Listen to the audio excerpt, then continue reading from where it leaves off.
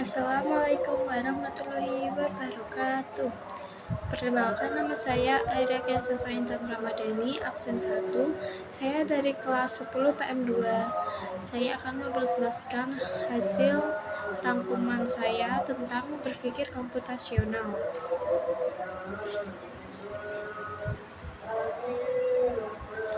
Di sini ada daftar isi yang meliputi pola berpikir, pernyataan dan logika proposi, logika matematika, dan metode penalaran.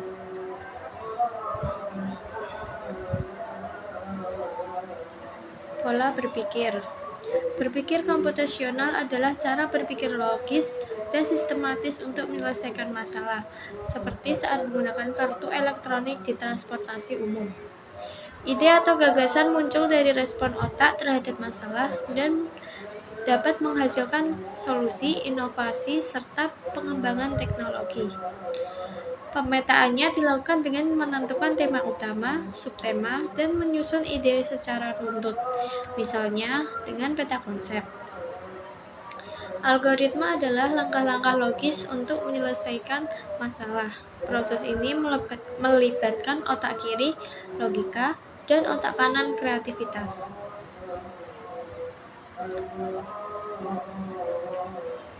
Pola berpikir. Pemetaan ide dilakukan agar ide mudah dipahami dan diorganisasi dengan baik. Langkah-langkahnya meliputi menentukan tema utama, mengembangkan subtema dan detailnya, membuat peta pikiran atau manual atau digital, free mind, X-mind.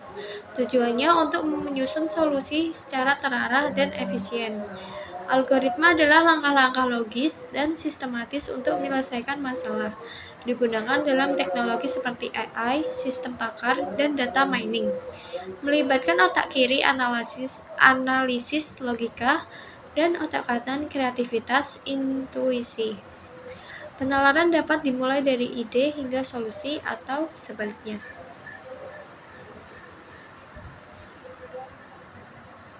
Pernyataan dan logika proposisi. 1. Definisi proposisi.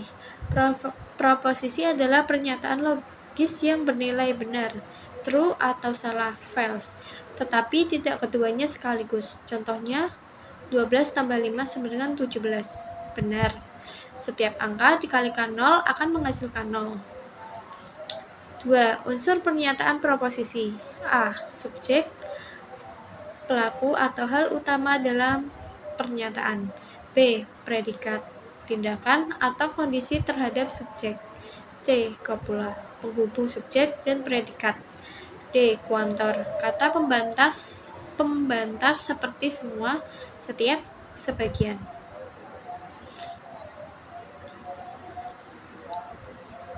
B. Bentuk. Proposisi tunggal hanya satu objek dan predikat. Proposisi majemuk memiliki lebih dari satu predikat. Contoh, Linux dapat dioperasikan dengan terminal dan GUI.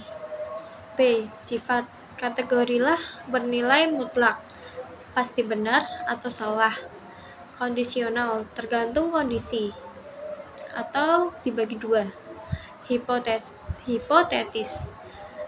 Kebenaran bergantung pada syarat tertentu. Contohnya, jika RAM kecil, maka proses lambat.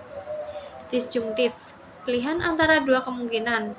Contoh, komputer lambat karena RAM kecil atau terkena virus. C. Luas pernyataan. Universal, berlaku untuk semua. Kata semua, setiap. Partikular, berlaku untuk sebagian.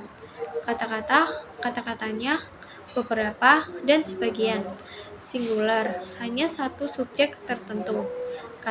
Kata-katanya, ini dan itu. Logika matematika. Pernyataan dan kalimat terbuka. Pernyataan, kalimat yang sudah jelas benar atau salahnya.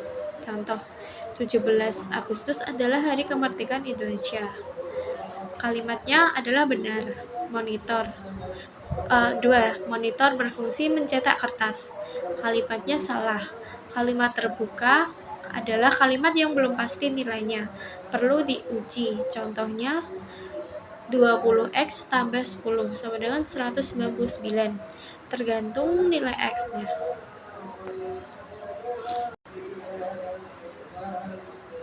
Kalimat terbuka, kalimat yang belum bisa ditentukan benar atau salahnya tanpa informasi tambahan.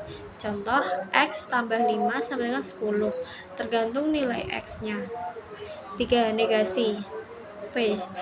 Membalik nilai pernyataan, jika benar jadi salah dan sebaliknya. Konjungsi. P dengan hi. Gabungan dua pernyataan, hasilnya benar jika keduanya benar. Disjungsi. P dengan hi. Gabungan dua pernyataannya, hasilnya benar jika salah satu benar. Implikasi. P dengan hi. Pernyataan jika maka hi salah hanya jika P benar dan hi salah. 7. Bimplikasi. P dengan hi. Pernyataan dua arah, benar jika P dan hi sama-sama benar atau sama-sama salah.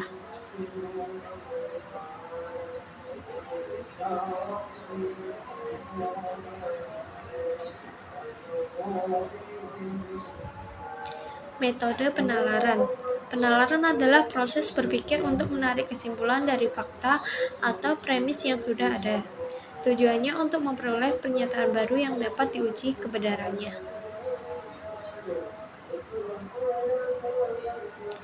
Deduktif, menarik kesimpulan dari hal umum atau khusus.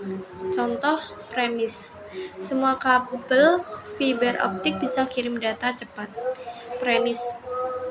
Komputer Tony pakai fiber optik. Kesimpulannya, komputer Tony bisa kirim data cepat. Terus silogisme, metode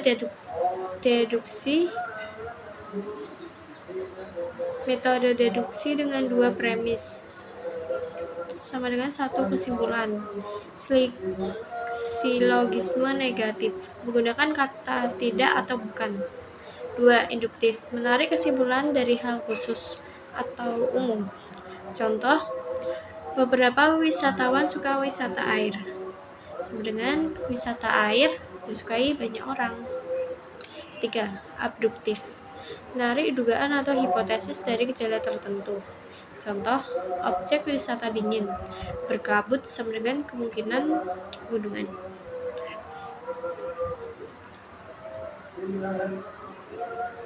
Kesimpulannya, mengajarkan dasar-dasar berpikir kritis dan logis dalam informatika, mulai dari cara komputer bekerja, cara berpikir sistematis seperti komputer, penggunaan logika matematika, hingga cara menarik kesimpulan secara tepat dengan metode penalaran. Itu saja dari saya. Terima kasih. Wassalamualaikum warahmatullahi wabarakatuh.